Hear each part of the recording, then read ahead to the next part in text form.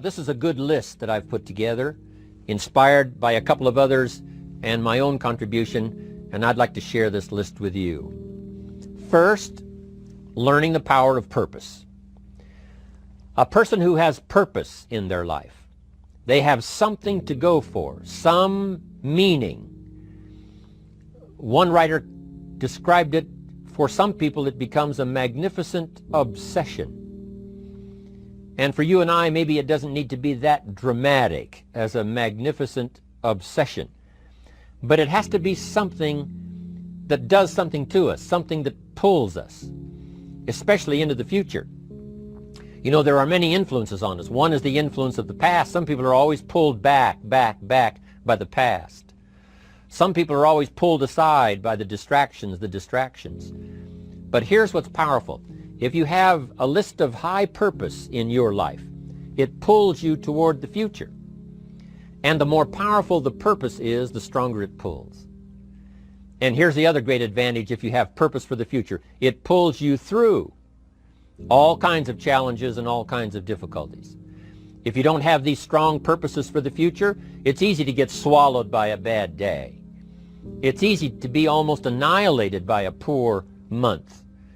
And it's easy sometimes to almost disappear beneath the waves of a year that goes backwards if you don't have something to pull you beyond that year. So if you want something to pull you through all kinds of challenges, all kinds of difficulties and things that come at you, you got to have something on out there, beyond today, beyond next week, beyond next month, beyond this year, that pulls you into the future. And the clearer it is, the stronger it pulls. The more dynamic it is, the more it affects your life, your spirit, your heart, your soul. It also creates imagination.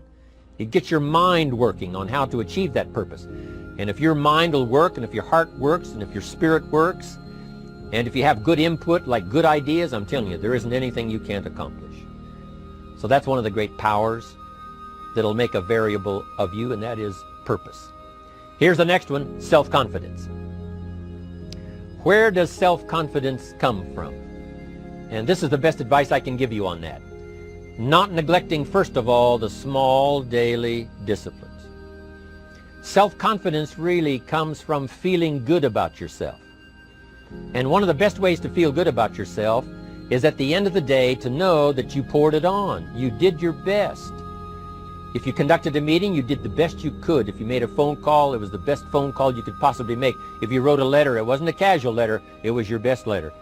At the end of those kind of days, when you feel good about yourself, self-confidence starts to rise. You know that if you can have this kind of a good day, you can have another one the next day, and those days become the weeks become the months, and the month becomes a powerful year. Self-confidence comes from the lack of neglect.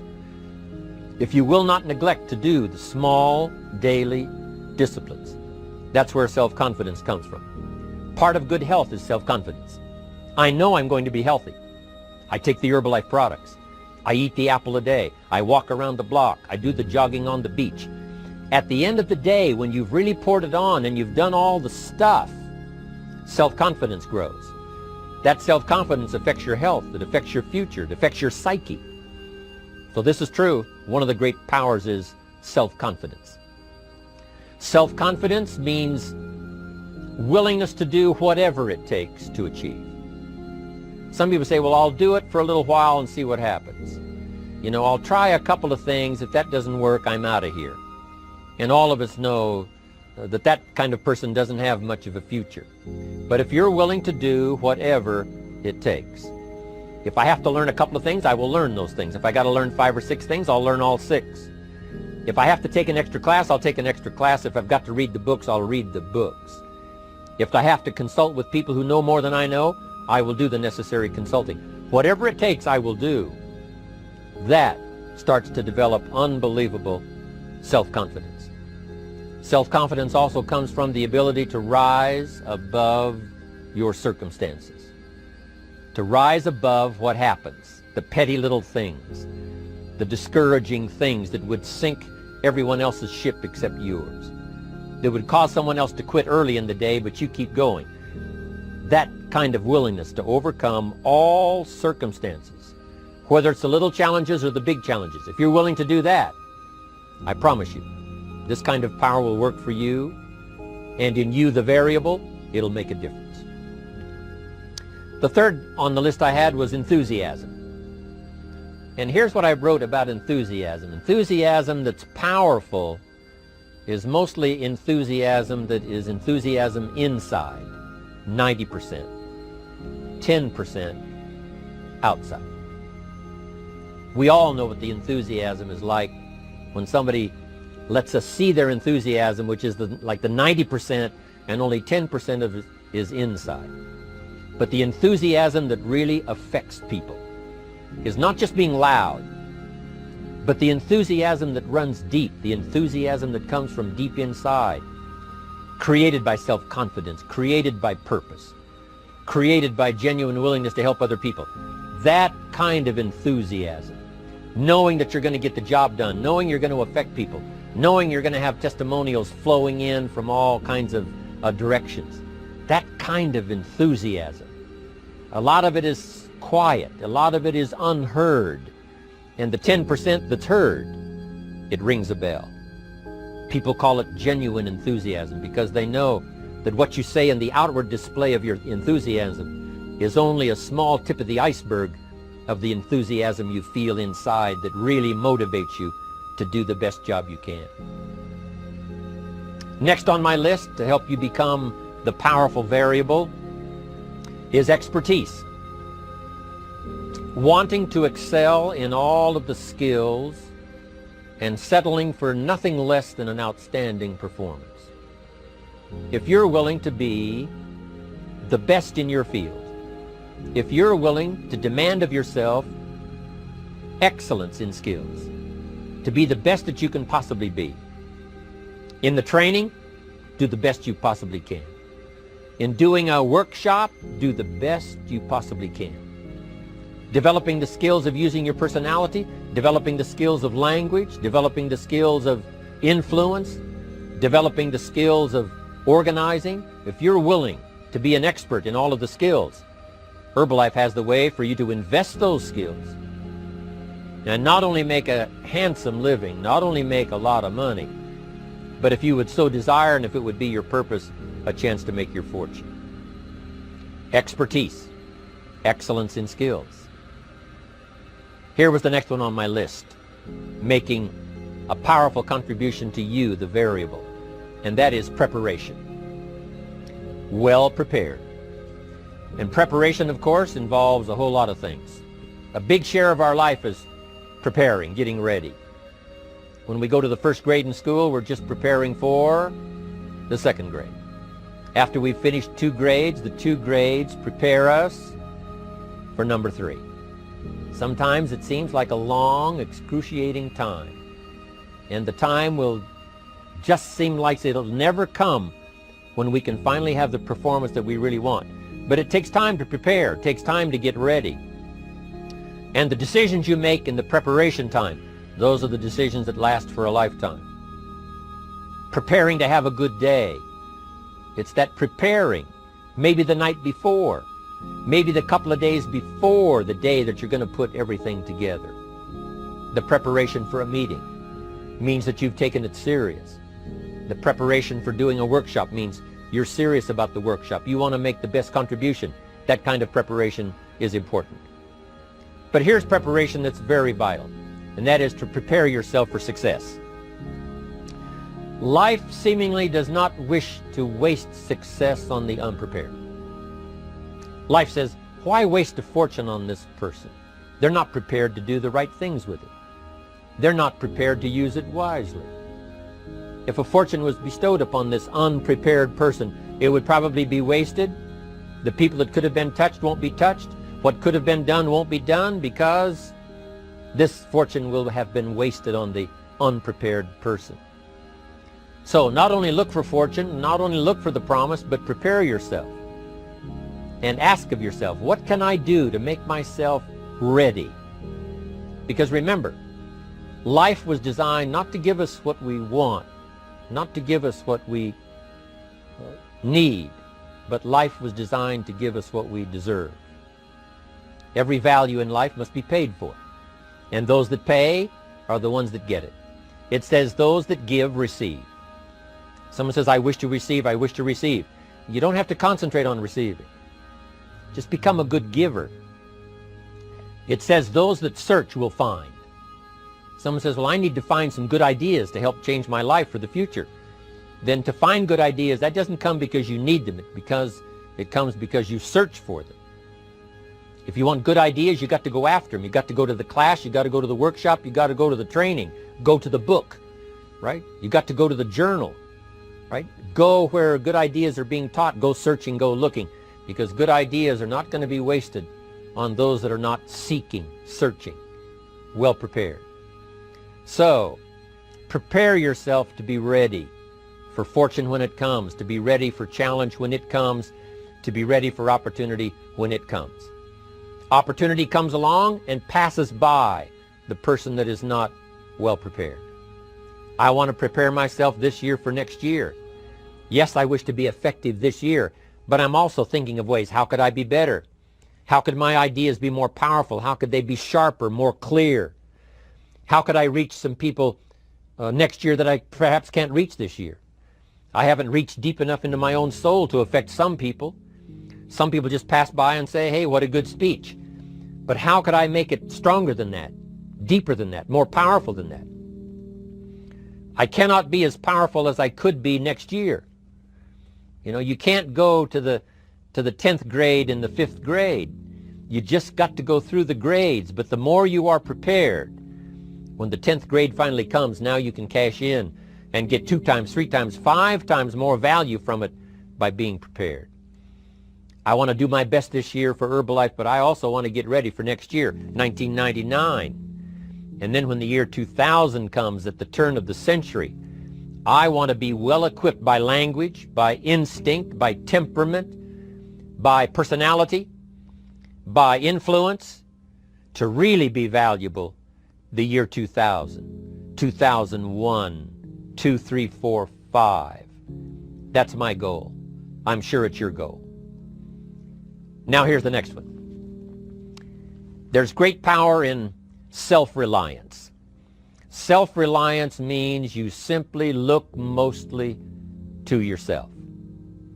It would be nice if someone just gave you this, gave you this, gave you this. It would be nice if everyone did their job exactly as they're supposed to do it. But here's what you've got to do. Primarily rely on yourself. Primarily say, I'm the person responsible. And I will learn the necessary skills so that I can help people learn their skills. If I need lots of people to do certain things to build my organization, that is what I must have. But I've got to be the final backstop. I've got to be the final one that people can rely on, so that if this is missed and this is missed, I can catch up, I can fill the gap, I can do the job. We have to do it when we conduct meetings. We have to do it when we conduct training. We have to do it when we're in a class of just a few. What someone might have missed, we're there to fill in. Self-reliance. Primarily, we're learning to count on yourself, so that you can do this: never complain and never explain. Here's the next key power, and that's image. There's many parts to image. The image that others see you as, the image you have with other people. And it's very important how other people see you. If they don't see you as a leader, chances are they won't pay attention. If they don't see you as being in control, chances are they won't have the trust. If they don't see you as knowing where you're going, what you want to accomplish, they probably won't follow. But if people can see you, if you have the image of someone that's in charge, in control of your life, your future, your destiny, in control of the situation, if they see that, that kind of image is powerful. It helps to win the day. It attracts other people. People want to be around people that are in control, that are powerful, but they know how to use their power. Influential, but they know how to use their influence. That kind of image is important. But here's a very important image, and that is your image of your self. The way you dress, the way you talk, the way you think, your capacity for learning, all of that is an important image that you have of yourself. The image that you have that if it needs to be learned, you could learn it. If there's a book that needs to be mastered, you could master it. If there's a skill that needs to be learned, why couldn't you get busy now and learn that skill? That kind of self-image, that I am continually trying my best to be the best I can. Because one of the most important places you have to look is into the future, yes. You got to look into the past, yes. You've got to look around, yes. But one of the most important places you have to look is in the mirror. You know, how I appear to other people, that's important. But how I appear to myself is the ultimate importance. That kind of image, to where you'll develop the self-confidence, you'll develop the self-reliance. Now here's another one in my rather short list. The next word is character. Becoming a person of high values, a person of principles, a person of honesty, a person that earns respect. That kind of character. It took character when Mark started to put the marketing system together. How can we have a system that will build in the integrity, that people will know that if this happens, then this will happen. And if this goes wrong, here's the way to fix it. Unless you have the principles and the character and the integrity to put together a viable plan for a wide variety of people, then the system is not going to last very long. And I've been around long enough, and I'm sure you have been around long enough to see a lot of systems that got started, but they failed. And the reason is because they were not constructed with integrity. They were not constructed with character. They were not constructed with doing the right thing. They might have been constructed to take advantage. You know, cash it out as quickly as possible and leave. Mark was involved when others took advantage of him all those years ago before Herbalife. When someone took advantage and didn't have the character, didn't have the principles, and didn't have the character to stay, the character to see it through, the character to do the right thing. So this is important, to develop the character within yourself, that people see you as honest, as fair, willing to do the right thing, willing to be helpful, but always willing to walk the center line, not to pass the line. When we come to an opportunity like Herbalife, especially multi-level network marketing, it is so dynamic, it is so powerful, and it is so possible in fortune making that sometimes people want to speed up the process by cutting the corners, by neglecting to do the right things, you know, to cheat a little here, you know, cross the line just a little bit, because then, you know, it'll grow faster and you can cash in quicker. Not necessary here. Doing Herbalife right will build your fortune longer and stronger than trying to cut the corners and not doing it right. If we'll have the integrity that Mark had when he started it, and keep perpetuating that we will do the right thing by the marketing system, the right thing by a distributor who has a customer and they take care of that customer belongs to that distributor. That kind of integrity in the marketing system, the kind of integrity we have among each other, the kind of character we have to rely on each other, because here's what we cannot do. We cannot do this by ourselves. Mark's got to count on me. I've got to count on Mark. We've got to count on the president's team. The president's team has to count on the chairman's club for advice and counsel. We have to count on the millionaire team, the tabulator team, the world team. We've got to count on the distributor. We've got to count on the distributor giving the right message to the potential customer. We've got to count on the distributor giving wise counsel to the new recruit, teaching them the right way, the Herbalife way, the principled way, the character way. Vitally important. Building and developing your own character. Now here's another one. It's called self-discipline. Self-discipline, all of us have a challenge with that. Because sometimes it's easy, and especially if you're working hard, doing the best you can, it's easy sometimes to let up and let it go. But remember, so many people, especially now that we're as big as we are around the world, are counting on what we do. At home office, they have to be careful. They have to be disciplined. It's easy for the person who ships the product from Herbalife says, oh, well, I'll wait until tomorrow to ship it. And then they go home and sleep like a baby. But the distributor who's waiting for that product doesn't sleep that night, or doesn't sleep when the product doesn't show on time. But if everybody will have the discipline to say, I will do the best job I can. I will make mistakes, of course, because we're all human, but I'll try to remedy those mistakes and do the best job I can. That kind of self-discipline that understands how important your part is in all of the functions that work. Coming to work on the set here, HBN, there's so many people that play a part. And each one of the parts that are played is necessary to put on the broadcast, make it viable, make it real, make it powerful. Any couple of them missing, and it would be a disaster. But all of it put together, and it works like a charm. Each person developing the self-discipline to do their part, do their job. Here's one more, and that is the power of extraordinary performance and demanding of yourself excellent results. This is so important. If you want to live extraordinary, you must do extraordinary. If you want an extraordinary income, you must do extraordinary things. If you want an extraordinary fortune, you must go with the demands of what it takes to have that fortune. Mark has made such a fortune, it's almost beyond comprehension what the numbers really are. But guess what he has the satisfaction of knowing? He earned it all. If he'd have been lax in the performance, Herbalife would not be here these 18 years later. Herbalife would have been a footnote in multi-level history.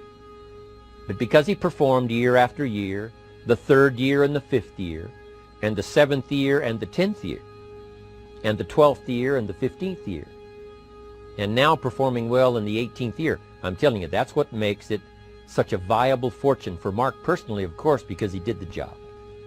If we would ask of ourselves that kind of performance, and you've got to ask it of yourself. You know, I can't ask it of you. I would try to inspire you. I would try my best to share with you what it might taste like, what it's like to finally make your fortune. It happened for me. But here's what you must do. You must demand it of yourself. Society does not demand that you not have a heart attack. But if you want to escape having a heart attack, you must demand it of yourself. Society doesn't demand that you take Herbalife and improve your health. You have to demand it of yourself. Society doesn't demand that you jog around the block every morning. But if you want good health, you must demand it of yourself. Society doesn't demand that you read a couple of books a week and improve your intelligence and your knowledge. That you must demand of yourself. Society does not demand that you build a financial wall around your family nothing can get through. That's not a demand of society. But you must demand it, if you wish it, you must demand it of yourself. Society doesn't demand that you learn a list of 10 skills.